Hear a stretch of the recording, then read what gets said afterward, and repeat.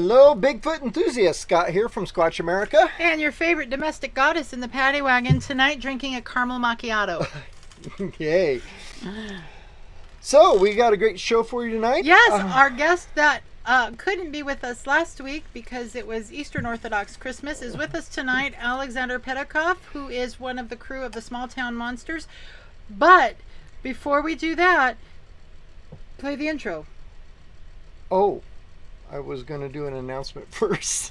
Oh, well, do an announcement first. I wish you would tell the me these 2022 things. Squatch Fest in Longview, Washington. We are going to be there on the Saturday of that, milling around, so come see us. Yep. So our favorite people are going to be there, and also Dr. Meldrum and Cliff Barrickman and David Polides in addition. Yep, and Shane. Well, he's one of our favorite people, though. Yeah, okay. All right. So, now... Play the introduction. I can't get to it. The intro.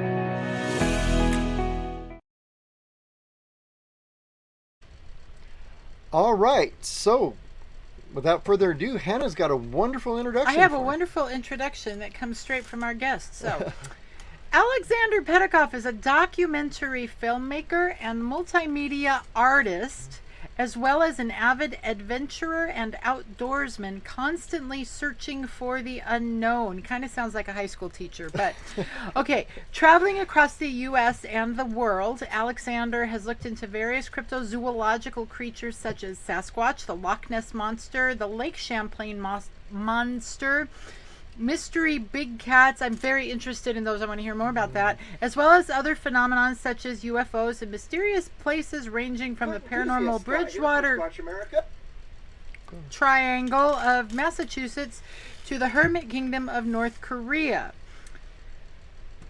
The Hermit Kingdom of North Korea. I want to hear more about that too. He has created short documentary films and series on these subjects, among others. While researching the Bigfoot Sasquatch topic, often more than others, Aleksandar has chronicled over 50 sightings and reports in his home state of New Hampshire, many of which have been discussed in his Granite State Bigfoot presentation, which we will hear more about, I'm sure, and will eventually be compiled into a literary work. He is also a Small Town Monsters crew member, representative of Lawrence International Cryptozoological Museum, as well as a researcher with the Lake Champlain Zoological Inquiry. There's a lot of words in there. All right. It's a lot of words. I need coffee. Aleksandar, hi. Welcome to the show. Hi, Scott and Hannah. Thank you so much for having me on. Thank you so much for being here, because you being here means we don't have to come up with anything. It's great. Well, I'm glad I could make it on, and I apologize for not being able to make it last week. I had my dates mixed up, but I am so glad that Carrick did a wonderful job. He's an awesome researcher, and I consider him a good friend. Awesome. Yeah, we had a really nice talk. He's from up there in the Northeast. And, yep, he's a fellow New Hampshireite, just like me. Oh, you are? Okay. Yes, I just read that. Oh, yeah, I know. We spent our last 2 summers in Maine doing research up there. Yes. I remember, I believe I was in contact with you, and the dates, we had just left the Katahdin area, I think, right after that. And Carrick was with me, as well as my buddy Eli, who's often on crew with me. He's from California, so he was out here for that time period. So we just missed each other, which is a bummer. Yeah. We actually, I kind of met you on Facebook through Eli. He's the first one of your bunch that I got connected with. Oh, cool. And we had a footprint in our campground in Millinocket. Oh, man. Well, yeah. It was like 17 inches long, and it was like, what? That is awesome. Yeah, and just about a couple months later after that, one of our team members, Donna, who's in the chat right now, found a cripplefoot. A new one. Oh, yeah, right. Wow. Brand new trackway. Brand new trackway in Vermont, in the Bennington Triangle area. Oh, man. That's awesome. So it's right there. You're right there. Yeah. Wow. Check that out. There's the cast from it. So amazing. Yeah, that area, Bennington Triangle, a lot of weird stuff in that area. Yep. All right, so start asking brilliant questions. Brilliant questions. All right, we always start out with this. So tell us, your history. What got you into this? Why are you into cryptid weird stuff? Yeah. Sure. Yeah. When I was a kid, I was always really interested in nature and animals and dinosaurs as well, as many kids are. Especially I grew up in the 90s, so Jurassic Park was all the rage. So dinosaurs were everywhere, right?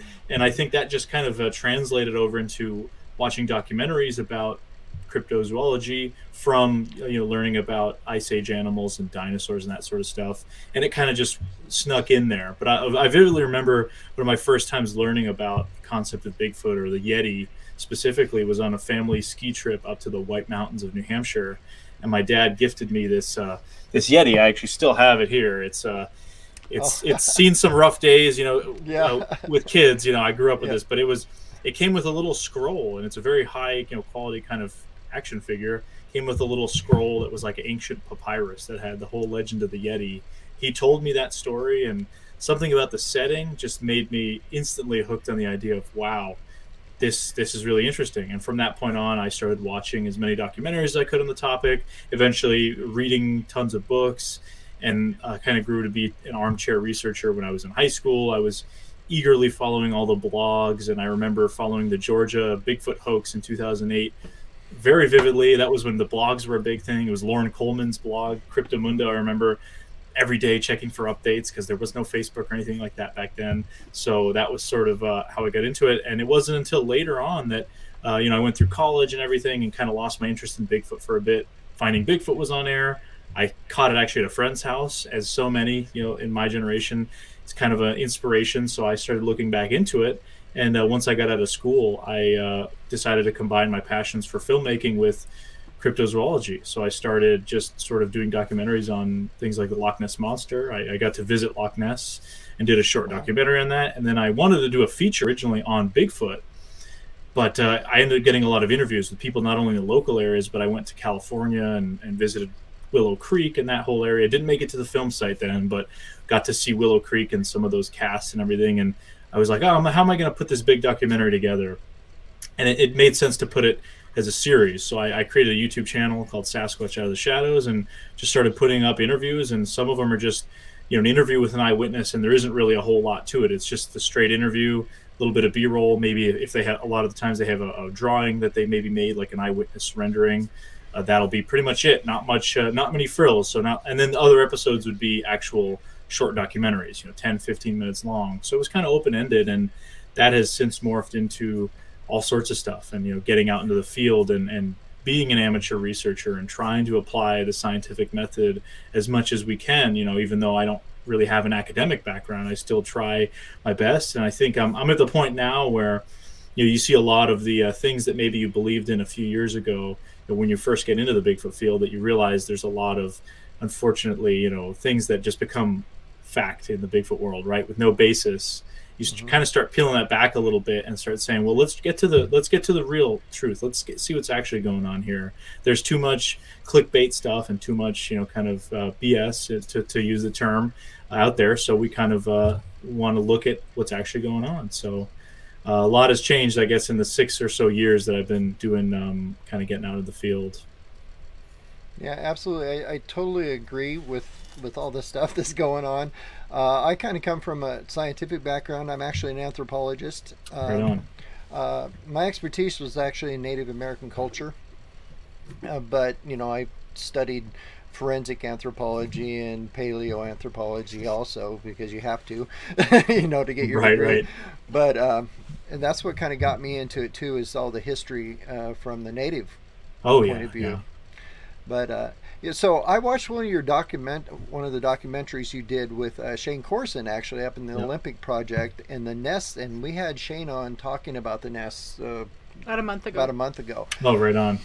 And so what was your take on that, being up there to see them? You were actually on site. Yeah, it was pretty surreal. And Shane and the Olympic Project, they're just a really great group of folks, very nice, very accommodating.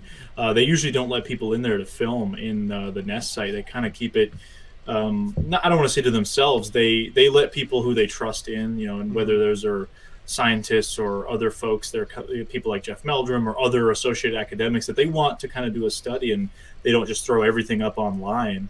So they have turned down a lot of offers, I guess, to do filming from major networks in that area about that topic. But, my buddy Seth Breedlove of Small Town Monsters, who I've been working with for a number of years now, got the okay to go in there and film with them. And really, we were the first ones to be let in to film in this site, in a kind of production capacity. So 2 films came out of it. One was On the Trail of Bigfoot, The Journey, and then we have our sort of tie-in film, although it is independent. It can be watched. You can watch both of them together. Ours is Beyond the Trail Olympic Bigfoot. And it was pretty interesting being down in there. First night we got there, it was actually the first day we flew in. Eli and I flew in. I was coming from Boston. Eli was coming from California. This was April of 2020. We hit the ground running. We drove up to Mount Rainier straight from the Seattle airport, went up there just to get some B-roll and check out the mountain. And then pretty much that evening, we went out to the Olympic Peninsula to meet up with Shane and some of the guys that were going to take us to this area where this, so-called nest site is. And it's private land, so we had to meet up with them and go through a gate and everything. Pouring rain. So it was classic Pacific Northwest welcome. Yeah. And I'll never forget, we get all geared up, and we were actually going to be sleeping down close to where the original nests were discovered in 2016. And this was none of the Olympic project had it slept in that immediate area. They had created a little clearing in the huckleberries about a week before we went down there. So we were going to be the first people, along with them, to really stay down there. Pouring rain. Eli and I are lugging our stuff in, soaked absolutely head to toe. And to get into this spot is really brutal. There are 9-foot tall huckleberry bushes pretty much surrounding you completely. I mean, at certain parts you got to do an army crawl. You're getting whipped in the face. There was a little bit of a trail now that's kind of been carved because they have people going back and forth. But in the rain, it was brutal. So we make it down there, dry off by the fire. The rain let up. Thankfully, that was the only rain we really saw that entire next 5 days we were in Washington, which was pretty unheard of for springtime in Washington. I mean, all the OP people are saying this is like the best weather we've seen so far. But so in the actual original kind of nest site, there isn't really so much you can see from those 2016 nests. It's sort of all kind of deteriorated, but there's a few further down that we got to see that you could see. It was just an area where there was a lot of sort of debris, and it was kind of hard to tell. But if you look at the pictures and some of the videos that they have of how thick these things were, and how if you were to lay in the nest, there's almost 3 feet of huckleberries that keeps you off the ground. So, obviously when you're sleeping outside, the key is to get off the ground, keep that warmth in so the ground doesn't suck it out. I mean, that's a basic kind of thing. But my biggest takeaway was just that how insanely wild that area is. I mean, for somebody, a human being, to go down there and purposefully construct these nests, I mean, you would have had to have been so crazy motivated, and I don't know what reason.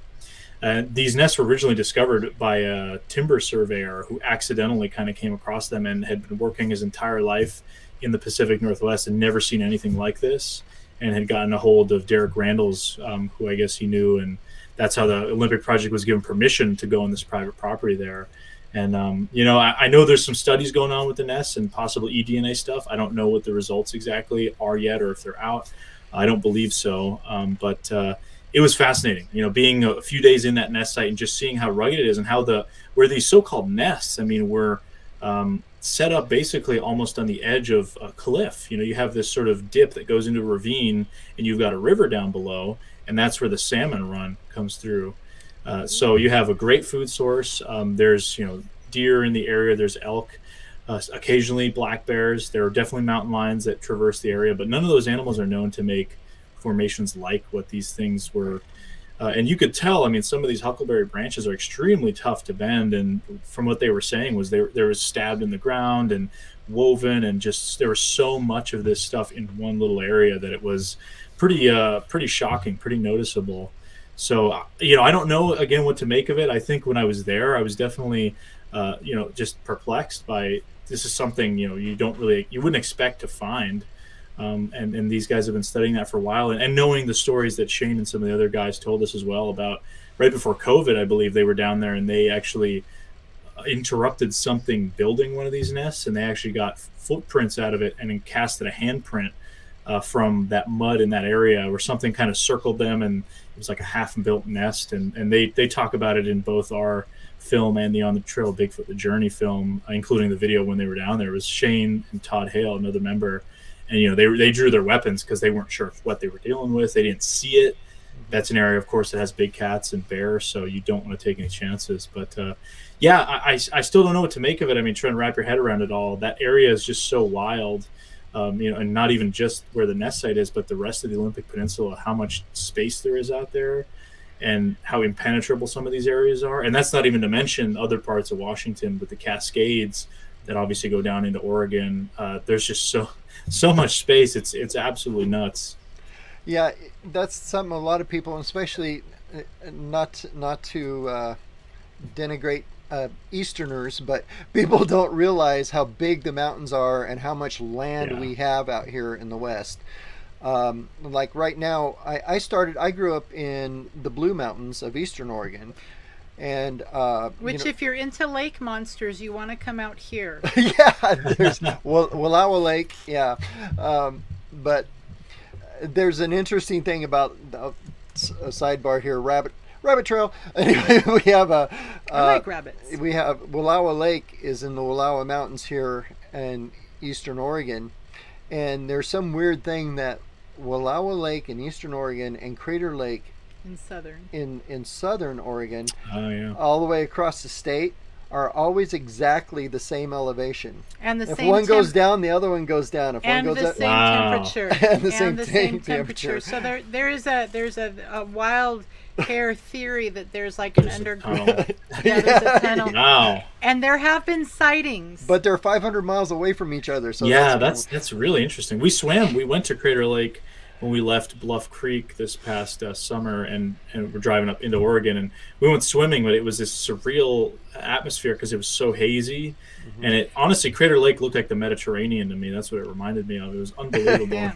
You jump in that water and it's just blue as far as you can see. Yeah. But there are Nessie-like sightings in both lakes. So just something for you to put on your back burner there. Yeah, Wallowa Lake has a thing called Wally. Papa Craig just put it right. Wally Wally hides in Wallowa Lake. Yeah.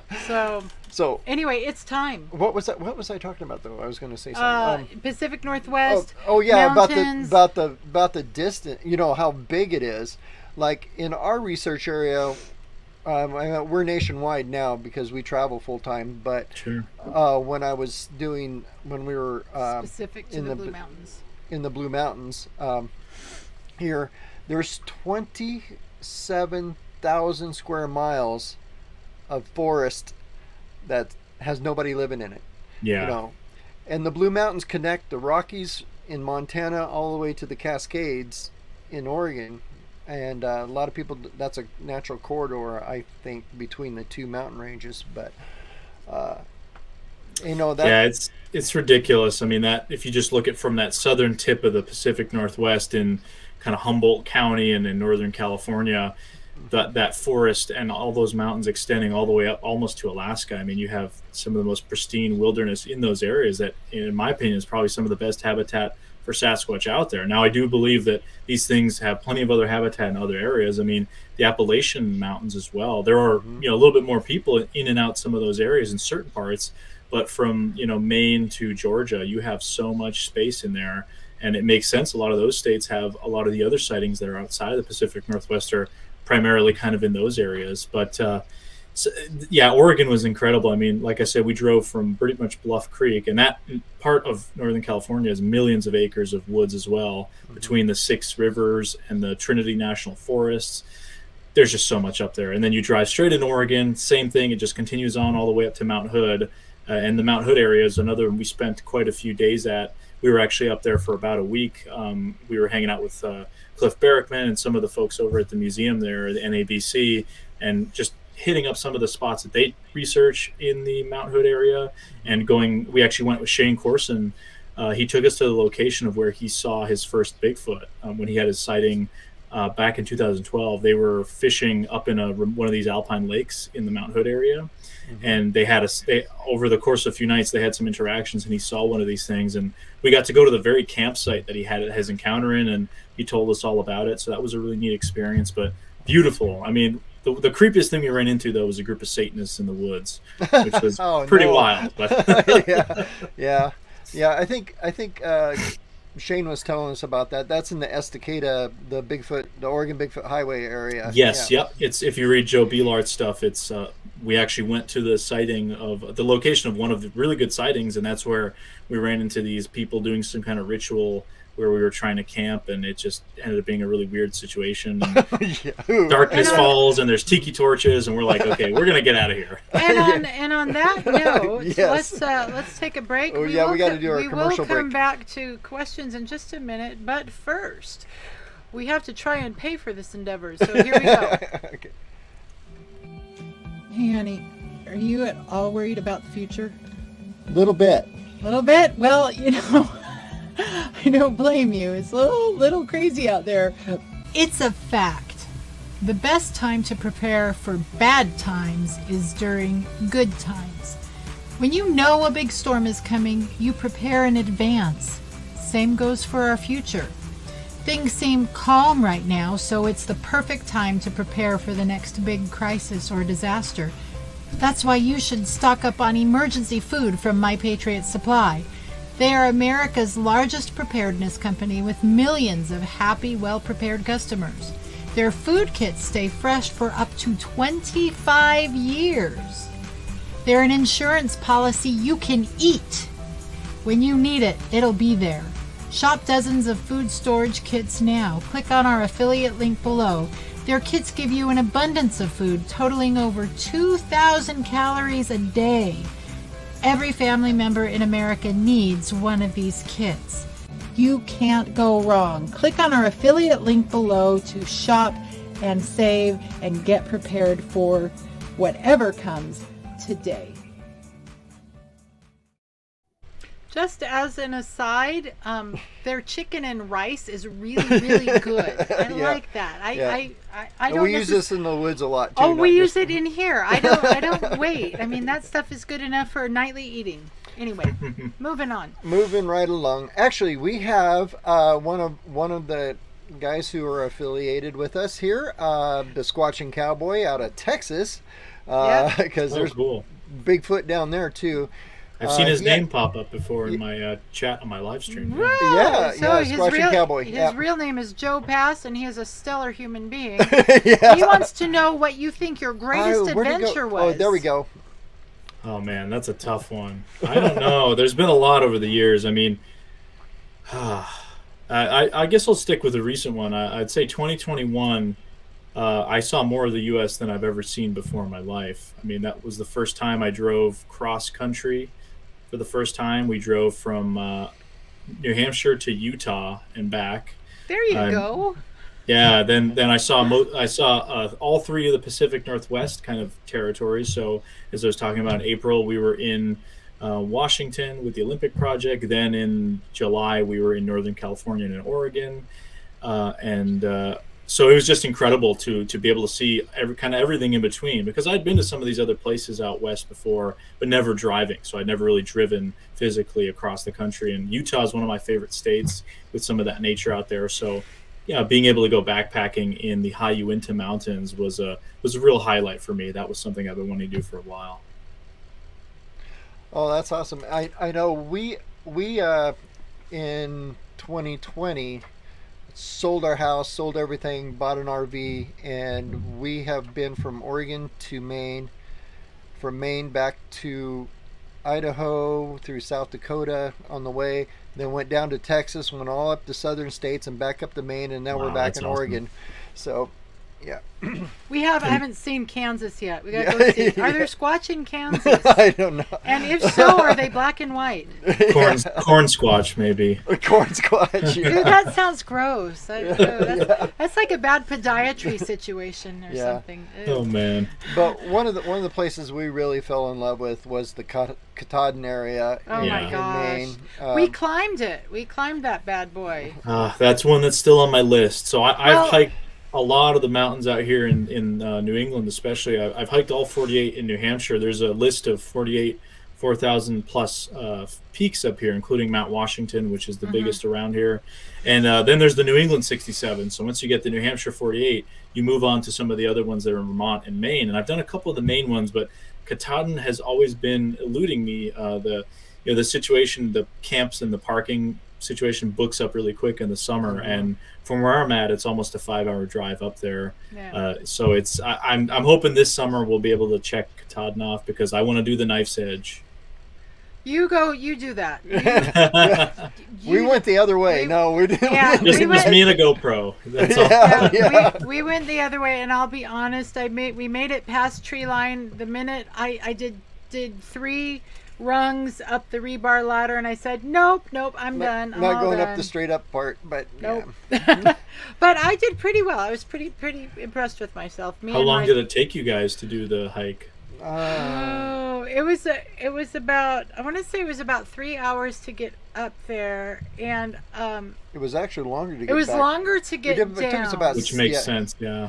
Because it's harder going down for because old folks like us. Yeah, and plus Maine hasn't figured out the meaning of the word switchbacks. I was just gonna say, here in the east we don't believe in switchbacks. So I've taken people who are used to hiking out west out here, and they're like, "Oh, you guys don't have mountains. Well, 5,000 foot is not a mountain." They don't realize that we have a alpine zone at 4,000 feet up here, and Mount Washington claims multiple lives every year.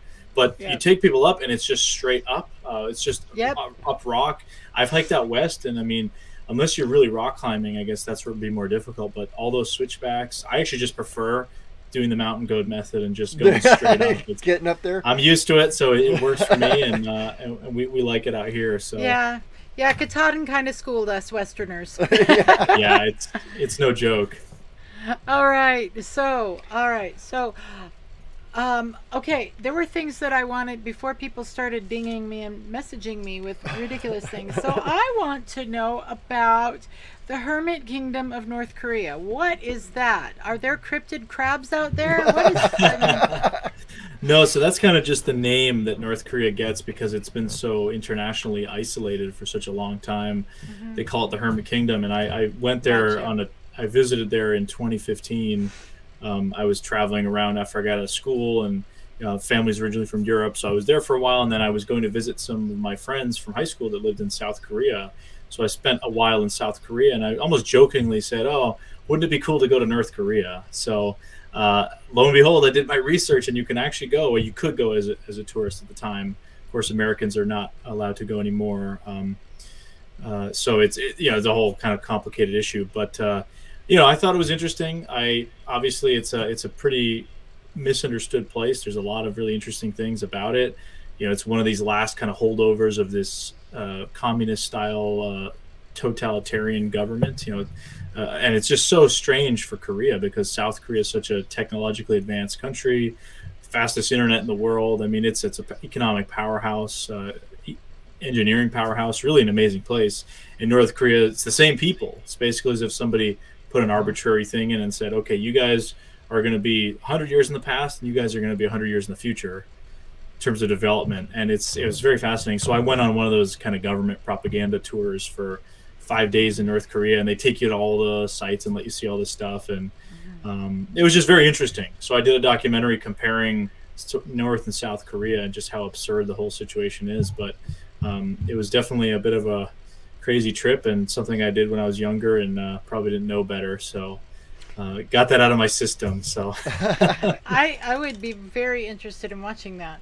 Yeah. I come from a sociology, social work background, and so I love studying culture and people groups and compare and contrast and so that would be very interesting to me. Make sure we get a link to that or something. Yeah, and I'll check it out. I was in the military and I was stationed in South Korea. Border patrol. Yeah. I've never been in North Korea, but I saw it. I mean, I was like, right there. Did you ever go into the blue houses in the Peace Village? No. So the JSA. So when I was there, you can take tours from Seoul that'll take you to that border region. And on your tour, it's a whole kind of explanation because people don't realize how close the city of Seoul, which is the biggest city in Korea, is to the North Korean border. It's 45 minutes. So as you're driving north on the highway, you'll see all these big concrete things right above the highway. People wonder, what is that?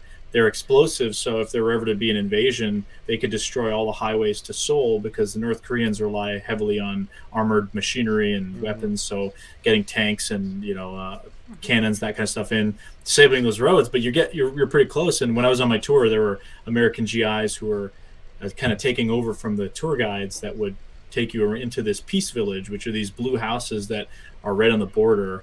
That's where there've been many diplomatic meetings over the years, because those houses are technically, it's run by the UN, and they're in between both countries. So when you're in the blue house, you can technically cross the border and be in North Korea. So for tourists coming from the South Korea side, it's kind of like oh, look at this, I was in North Korea, and you can take a photo there. But I went from that side, and then when I was in North Korea, they take you on a tour from their side. So within a week span, I was in both sides of the border.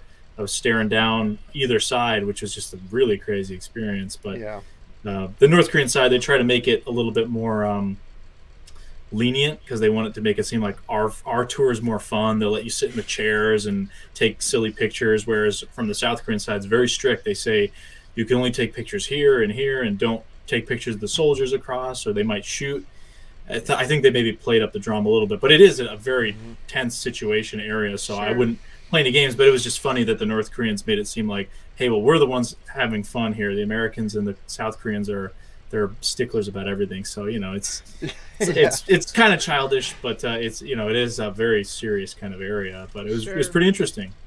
Cool. Yeah. We've got another question from Squatch and Cowboy.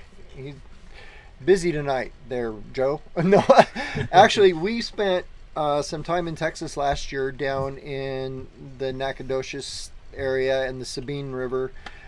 He's asking if you ever thought about going down to Texas and checking out the Bigfoot down there in the Sabine River bottoms. You've heard of the Sabine thing, I think. Yes, it's called? Yeah. I mean, I've only been out there just driving through there once. Flew into Dallas and went out to Fouke. I was doing a road trip with my brother from Dallas to New Orleans, so we hit up everything kind of along the way. It was like after he got out of high school, I was like, I'll take you on a trip anywhere, and we chose to do that. But we drove through kind of East Texas, and you see how different it is. And I've heard just stories over the years, and a lot of the researchers that are in that area, and hearing about kind of some of the stories. I just recently had a researcher on my show, Shelly, Covington, Montana, who's from Texas, and her husband, I guess, had some encounters while hunting in East Texas, and you just hear the stories, over the years. So actually, I was just talking to a guy who lives down in Texas who does the Bigfoot mapping project. Really interesting guy named Scott. He's there in East Texas. He's in the Houston area. Woolheater? Is it Woolheater? No, Craig Woolheater runs the Texas Bigfoot Conference, but this guy Scott. He's got a website called the Bigfoot Mapping Project. I highly recommend it. He's actually doing some maps for us where we're putting data points together, and you basically are taking all these sightings from multiple databases and integrating them with data available from like the National Weather Service, from the National Geological Society, all kinds of organizations that map where animals are, where wildlife corridors are, compare them to Bigfoot sightings. Some really interesting stuff. But my point being is that Scott is there in East Texas, and he had a sighting actually while on a piece of hunting property that he owns out there, of something just standing up and kind of looking at him and walking off. And yeah, Texas is on our radar. We are definitely planning on Texas for our Beyond the Trail series at some point. I don't know when, hopefully this year, but we've got a lot on our docket for this year. So eventually we'll get to it. Okay. I was going to say, Shelly, Covington, and myself, we did some big footing down in Fouke last together. I mean, we've spoke at a couple conferences together. That's how I know her. But we actually ended up at a conference in Fouke. Yeah, nice. And on accident. Yeah, on accident. So her and I and cool. and Keith Crabtree, which is one of the Crabtree boys, was down there. Right. We got to go. We got to go out with him. Well, so Joe, awesome. Out there is cool. Yeah, Joe, you heard it. They're looking to come this year, so get them Texas baked beans ready to go. Texas barbecue. That's all I need. Texas brisket. I'm good to go. All right. So we do have. Actually, you know what? We need to do another one. Oh, geez. It's time. It's time. Hey, we got bills to pay. Time flies. Which one? Pick one. I don't care. That one. Okay. Have you ever wondered how Bigfoot research pays for itself? I'll bet it's all those government grants that the POTUS is giving out to Bigfoot researchers, isn't it? Yeah, Oh, that's it. Yeah. No, No. Bigfoot research doesn't pay for itself, but with your help, it can continue to go forward. And here are some ways that you can support Squatch America directly. Number one, YouTube. You're on our YouTube channel right now.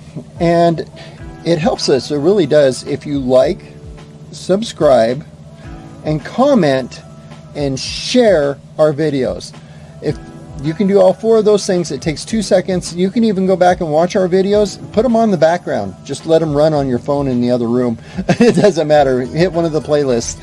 And that actually helps us a lot. You'd be surprised. And you don't have to comment just once. No, you can comment several times. Yes. And secondly, you can join our page now. There's a button right below that you can click, and it says join the content, and you will get exclusive content from us that we do when we're traveling. Another way that you can support us is by going to patreon.com/SquatchAmerica, and you can join either one of our membership tiers, either the Squatch Americans or the Inner Circle. Inner Circle sounds like a government secret society. It is. Oh. Anyway, the biggest feature of having a membership on Patreon is that we have monthly live face-to-face Zoom chats with our membership. So First Friday of every month, generally speaking, generally speaking. sometimes if a holiday interferes, well, we like our holidays too, but those are the biggest things. And also Patreons specifically get a sneak peek of all of the new research that is coming our way. And the final way that you can support us financially is to go to buymeacoffee.com, and you can make a one-time donation, $5, to make sure that we stay in the habit that we have developed over the years of drinking coffee. Yeah, because squatching late at night, you got to be alert. You do. So, from YouTube support to Patreon and Buy Me a Coffee, those are the three ways that you can use your pocket change to make sure that Bigfoot research keeps moving forward. So, And we greatly appreciate it and love do. every one of you. and anyone who buys us a coffee, we will drink in your honor.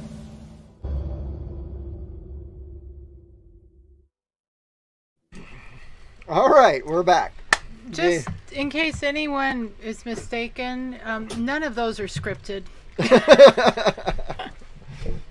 Just like our show, we make up crap As we go. along. Sometimes you just gotta wing it, right? That's right. Yep. Okay, so we have a question from one of our, from Donna. Donna, and she owns the Harmonyville Country Store. I think it's what it's called in Vermont. And she's the one that discovered this cast. Awesome. Yes. She Right wants to, she asks, what do you know on the Bridgewater Triangle? I grew up in that triangle, still have my home there, and then moved to the Bennington Triangle. Not on purpose. Ha ha ha. A lot of triangle going around. Yeah. Yeah. No, it's an interesting area. Back about 3-4 years ago, I was really getting more involved in looking in that area, and I did a documentary interviewing a researcher down there who claimed to have seen a sighting of a Bigfoot in the 1970s, I believe. There's a lot of still space down there. Now, the only thing is it is south of Boston, so there's a lot of population. So I don't know if these areas would exactly support, multiple Bigfoot surviving, maybe as a transitory area. I don't know. It is isolated, but it has a lot of weird history. You've got stories of everything paranormal you can imagine under the sun out of that area. Make of that what you will. But there's stories of pterodactyls, thunderbirds. I heard of actually from a guy in Arizona who grew up in that area of seeing like a gigantic bird in that area. Black dogs with glowing red eyes. A lot of these sort of urban legend stories too, and there have been Bigfoot stories for quite a while, including one which is really interesting, in which 2 police officers had their squad car lifted off the ground and dropped by what they described as sort of a gorilla-like animal. This happened, I believe, in the 80s. It was a woman who lived at the dead end of a street, kind of abutting the swamp, was having chickens stolen, and so they thought it was maybe a bear. Bears were kind of rare in that part of Massachusetts at the time. They still are in a lot of southern New England areas. You don't see bears as often down there, so they thought maybe the bear was getting the chickens. So the cops were out there at the end of the block, and I guess they got their car lifted up and dropped, and something walked away. And my friend Paulino, researcher and journalist from Rhode Island, he actually interviewed the police officer it happened to many years ago, and said that he was, he didn't know what it was, but it lifted the back of the car and dropped it and walked off, and they were perplexed that something could do something like that.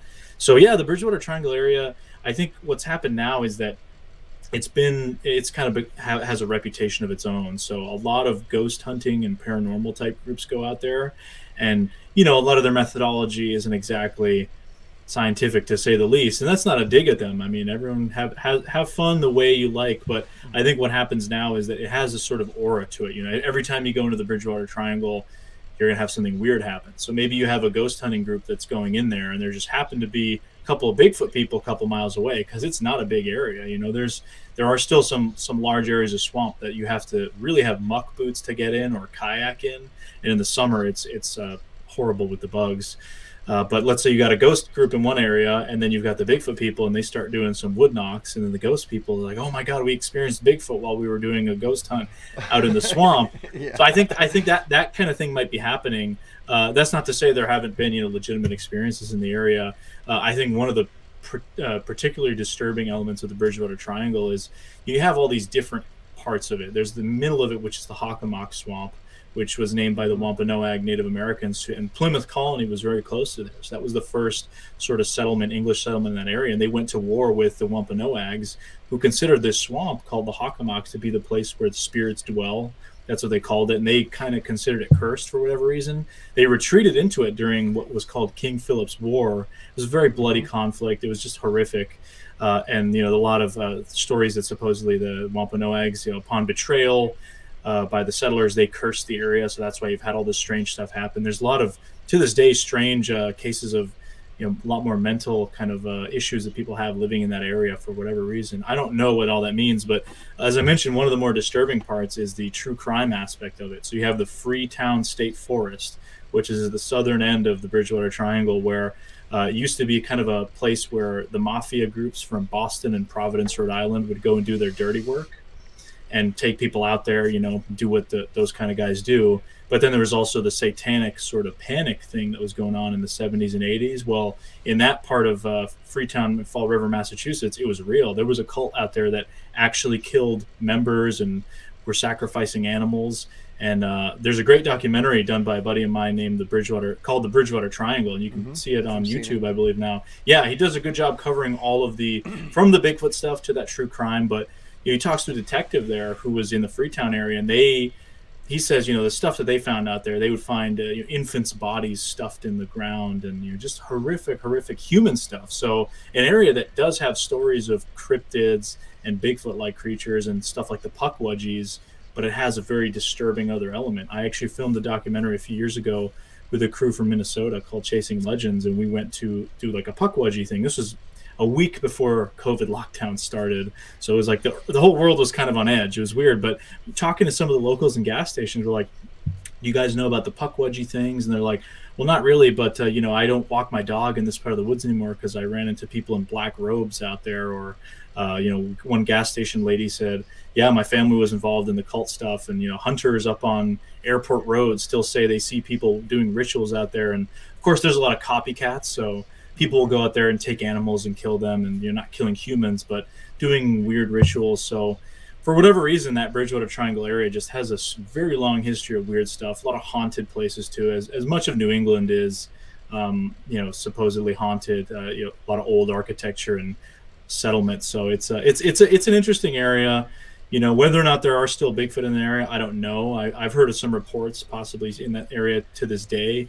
But I think if it's living in that area, it might be tough because there are some remote spots. But I don't imagine it would be the greatest place to be when you have all of northern New England, and you guys know what that part of northern Maine looks like, and pretty much the same like that in my state here in New Hampshire, and basically two areas like the Bennington Triangle in Vermont connects to the Adirondacks. You've got millions of acres of contiguous wilderness with very few people, so that would be just a much better habitat for many Sasquatch to live in. Well, I think we need to get the she squatchers out there to kind of figure it out. Yeah. Because they've got connections in that realm. Yeah, that's like outside of my wheelhouse. I always joke around. I say I'm not really into ghosts. I'm much more comfortable in the woods at night than I am in some like asylum at night. And my mind would probably play tricks on itself, and I'd be like, "What was that noise?" You know, and I would lose all sense of rationale. As when I'm in the woods, it's a little bit easier to kind of be like, all right, well, what did we just hear? Let's try and figure it out. Let's deduce what we're hearing, because not everything you hear out there is Bigfoot. Very rarely it probably is. So, and some of us would just start meditating. No, there's it's kind of interesting to me. One of the things in my research, when I was anthropologist with the Native American tribes, a lot of the Bigfoot areas, like I know Mount Katahdin's one of them. It's considered the Devil's Mountain. It's Hamola, and a lot of these places that are known Bigfoot areas today, in Native American history, were forbidden, evil places to the natives. I get that a lot. Okay. Yeah. So I mean, you've got I think a lot of these Indian burial grounds as well. I mean, because a lot of them are unmarked, it's not really known where they are. I mean, I don't know if that has a direct correlation to Bigfoot or anything, but it is interesting. I mean, if you talk to certainly some of these tribes, I've got some friends that are involved in that sort of cultural world up here in New England, and they say that maybe it acts as like a guardian of these sacred areas. There's a lot of different mythology. The Hoopa in Northern California, they I guess have some similar sort of stories. So, I don't want to put words in their mouths. Obviously, they have their own history and all that stuff, but we can only talk about what we've heard and what's been relayed to us. But it's really interesting because those people have been here for tens of thousands of years. So. You're right. One of the things that really got me into Bigfoot was when I was working in California with the Miwok Indian tribes. They're in the Yosemite Valley area. Right. And they were showing me pictographs and petroglyphs, and I saw a symbol that I didn't recognize, and I asked one of the elders, "What's that?" And he goes, "Well, that's Bigfoot." And I kind of looked at him funny, like, they exist? And he looked at me like I was stupid and said, "Yeah," and walked off. But since then I've found tons and a lot of pictographs and petroglyphs, especially in Central California, because that's where I was working. But a lot of that's another thing, that's a lot of the pictographs will also have danger signs around Bigfoot, and I've found in the Native American world, they're either spiritual good beings or they're bad evil things, and it depending kidnap on the women and children, right? Yeah. Depending on which tribe you're with is which direction they're gonna go with their stories. Yeah, and something I find really interesting about that is that these people are obviously on like people indigenous to any other part of the world. They were there for thousands of years, so they develop a relationship with local wildlife. Now, a lot of these tribes, a lot of animals have mystical powers, that we know about, and I'm kind of the opinion that Bigfoot is probably a flesh and blood primate of some kind, not necessarily Gigantopithecus or something like a gorilla, but somewhere, whatever it is, even if it's very close to humans, it's obviously still a primate like we are.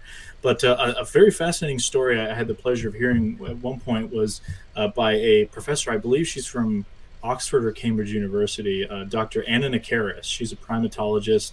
She's been on a couple programs actually with Meldrum and some other people that have looked at sort of Bigfoot nest type stuff on the History Channel, I believe. But she gave a lecture at one of Lauren Coleman's cryptozoology conferences and talked about studying slow lorises in parts of Indonesia, I believe. And they're these small little, you ever seen like a bush baby? They're these kind of little monkeys, and they have, they're not monkeys, but they're small primate-like animals that have these big eyes, and they're nocturnal, and they actually can have some sort of toxic kind of venom saliva if you get bit. So in this particular jungle areas in parts of Indonesia, she said that they would talk to different tribes, and within one geographic area, you'd have 4 different groups of people, 4 different tribes or villages, and every village or tribe would have their own sort of stories about the slow lorises. In one area, they would be, if you came across one in the woods, you were going to be cursed. In another area, if you saw one in the woods, it was a sign of good luck and good things were coming your way. In another area, it was a sacred symbol. If you saw a slow loris, it meant that, the area, it's kind of a protector of the area. And then I believe in one of the other ones, if you saw a slow loris, you should kill it right away. So it's interesting, the same animal, but you have all these different stories about the creature that, we know what it is now. And, as far as we know, it doesn't have mystical powers. I mean, maybe in another realm or something, maybe it does, but it's so interesting how humans, we have a relationship with the environment and how different groups of people interpret things differently. Yeah. I think he just explained religion right there. Yeah, no. Boom. No, it is kind of interesting. In the past couple of years, we've been traveling all over the United States. We've been in, I don't know, 27 states, 27 like states that. Amazing. Or something and we have, Bigfoot research stickers on the side of our truck and all that stuff. So when we're parked at parking lots, inevitably, we'll go in a grocery store, we'll come back out, there'll be people standing by our truck waiting to tell me stories. That's so great. Which is awesome. And we've interviewed in the last couple of years, hundreds and hundreds of people telling me their stories. What's really interesting is that we found kind of a correlation, but up north, Bigfoot's really kind of cool. Down south, they're kind of mean. When we get a lot of different, that's something that I had heard, but actually experiencing it by interviewing people, I was able to, come to that conclusion myself, saying, hey, all these people in the south saying this thing was growling at me and throwing rocks and, but up north, it's like not. Maybe it's the way people interact with the environments. I mean, I don't know. It's that could possibly be. It could be if you look at an area like down south where you have lots of creatures in the woods that are pretty dangerous as compared to maybe some northern areas where you do have big predators, but you got snakes and alligator snapping turtles, alligator gar, everything alligator, cottonmouths. I don't know, but it's really interesting. I've had the pleasure of interviewing quite a few people here in my state of New Hampshire, and it's so fascinating now having the chance to go kind of like yourselves across the country, doing all these different sort of films and going to different areas and seeing how it culturally is impacted. Something I've noticed in the past few years is it's that I call it the kind of post-Finding Bigfoot effect. After that show was on air, some people love it, some people hate it, but what it did was it absolutely mainstreamed a lot of Bigfoot. So you have lots of areas, wilderness areas, that are embracing Bigfoot as a mascot, and all the stores will have Bigfoot stuff, and especially if they have a local Bigfoot story. But you talk to folks, out west, especially in the Pacific Northwest, the culture's been there for, going on 40 years at this point, 50 years. Bigfoot is kind of, a lot of people still maybe see it as a joke in the Pacific Northwest, but they probably know somebody who's seen it, right? They're not as willing to kind of keep that information hidden. Whereas up here in the Northeast, I found that there's a lot of sightings. There are a lot of people who have reports, but it is almost like pulling teeth to try to get people to talk about these things. Because culturally, I mean, I've talked to folks that had sightings 30, 40 years ago that didn't think it was Bigfoot at the time. They thought, well, if they even knew what Bigfoot was, a lot of them didn't. They thought, well, Bigfoot's in the Pacific Northwest. What I saw was a monster. So it wasn't until years later, after maybe watching a program or reading another report online, that they said, that is just like what I saw. Maybe I saw Bigfoot. And I've noticed a lot of people, especially in the logging communities up here in Maine, there's a lot of those loggers, they don't tell their stories until after they've retired or many years later, because nobody wants to be seen as the guy who saw Bigfoot on the job. That's something that you're going to probably be mocked for years. So culturally, it's very different here, and that always intrigues me. Especially if it's a traumatic encounter. Why are people subjugating themselves to something like this? Then they don't want to tell anyone the story. They'll tell me the story if they trust me after they've spoken to me, and I've proved that I'm not just going to put it on some cheesy reality show and exploit them in their story. But they don't want their pictures or anything associated with the story. They'll tell you it once you've gained their trust, and that's about it. And so I have almost 70 reports in my database at this point of local New Hampshire stories that haven't been on the BFRO, haven't been on any other databases, because these people just don't really want to put them out there. Don't want to give more details. Like I've run into people doing library lectures, and they'll tell the stories afterwards because they feel safe. They kind of can gauge what you're like. So it's just been absolutely interesting noticing in the different areas. So like in Ohio, there's a Bigfoot culture that's been there at least since the 90s. So people are a little more open to talk about Bigfoot as opposed to Maine or New Hampshire.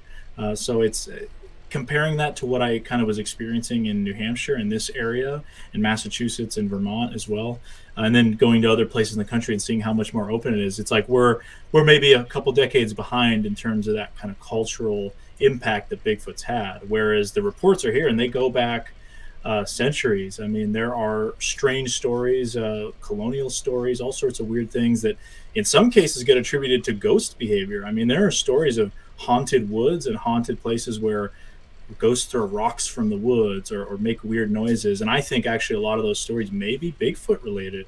It's I've even heard people tell me, I heard wood knocks out in the woods and they were getting closer and closer, and we thought it was, a deceased friend of ours sending us a message. I mean, so it's easier to believe that because I think it's more culturally widely known that something like ghosts, people talk about all the time. Everyone has a ghost story, right? It's easier to accept that than something like a Sasquatch, which, in a flesh and blood sense would make more sense as a logical explanation. So, but it's really interesting noticing these trends and seeing how the Bigfoot topic is sort of expanding, and there's more people that are willing to talk about stories, which I hope that we can, continue to learn about some of these stories that have happened years ago even. Yeah, absolutely. We run into, I actually run into something similar all the time, is the fact that we do like town hall meetings in places when we go to. We'll find some place we can set up and put a little advertising out and see how many people show up. And we've done several of them across the United States. I mean, we did one in Maine, and we had quite a few people come. And I'll do a little spiel Yep. about my history and research and stuff. And I'll get a few people will tell me their stories, but it's not until after the thing and everybody's left, that one guy that sits in the back and doesn't say anything until right, and he waits till everybody leaves, and then he'll come catch me in the parking lot, maybe look around. Yeah. And that's where the real good stories come from. And absolutely. I hate to be the wet blanket here, Right. but we are down to 2 minutes. Oh my gosh. So throw that last one up. No, we don't need to. We don't need to. Okay. All right, guys, go to squatchamerica.com and buy our stuff. Yeah, there we go. And anyway, it has been. Got any more questions? There were all sorts of them. We are so sorry we could not get to all your questions. There are a lot of people surmising that it's the heat and the mosquitoes that really tick Bigfoot off in the South, and I would have to say probably the right. bugs get bad in northern Maine, though. Yes, they do. Yes, really bad. I'll tell you what. Hey, Joe, in Texas, you haven't lived until you've seen a black fly in Maine. It's true. They're the size of, Yes. And in case you need it, we came up with a balm that actually keeps them off of him. It's a patchouli-based stuff called No Bite Me that you can get at the Katahdin General Store, mixed with Benadryl cream. Yeah. You'll be golden for about 15 minutes. I wish Carrick and I had that when we were on our expedition up there, because Carrick got eaten alive in Maine. Yeah. Poor guy. So one thing I did see in the chat as Joe Pass from Squatch and Cowboy says, you need to go to Texas. We're going to go to Texas in the fall. We'll meet you there. He's got a spot just south of Falk, Arkansas. You bring the brisket and we'll bring us. Yeah. And he'll bring the barbecue. Okay, so for everyone in this general area, this is for Craig and anyone else who's listening. Yes, we will be in La Grande tomorrow at 2 o'clock at Local Harvest Pizza for our own little Bigfoot meetup over there. So 2 o'clock Local Harvest Pizza in La Grande, Oregon. Yes. If you can be there. If you could be there, Alex, it'd be great. Just hop on a plane right now. Yeah. Right.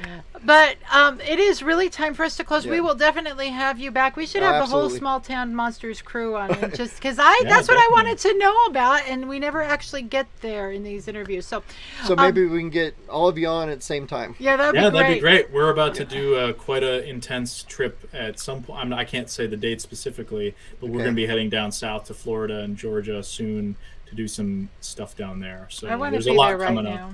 Yeah, So actually, awesome. I did some squatching. In fact, I lived in Columbus, Georgia, for a while, and did a lot of alligator gar fishing. Oh, nice. On the Chattahoochee River. So Chattahoochee Right. River, yeah. yeah. Okay, bring up the slides. I'll bring up the site. Yes, because we are now going overtime. Thank Okay, you, all of sorry. you people who are staying overtime. Yeah. While he finds the buttons to push. So as always, Just remember, our job is to investigate the unexplained. not to explain the uninvestigated. So until next week, thank you so much for liking and being here with us, and for growing our audience. Keep inviting people to these things. We really do.